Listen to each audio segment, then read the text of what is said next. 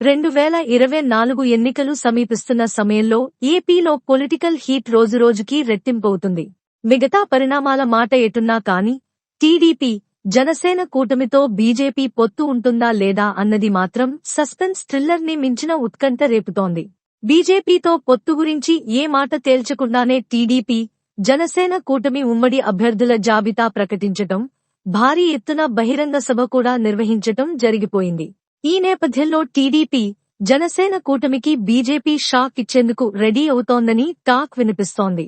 ఇటీవల జరిగిన బీజేపీ కార్యవర్గ సమావేశంలో కూడా ఈ అంశం చర్చకు వచ్చిందని, బీజేపీ పెద్దలు టీడీపీతో పొత్తుకు సుముఖత చూపలేదని సమాచారం. మరో పక్క ఎన్డీఏలో చేరే అంశంపై చంద్రబాబు క్లారిటీ ఇవ్వలేనందునే బీజేపీ ఈ నిర్ణయానికి వచ్చిందని అంటున్నారు.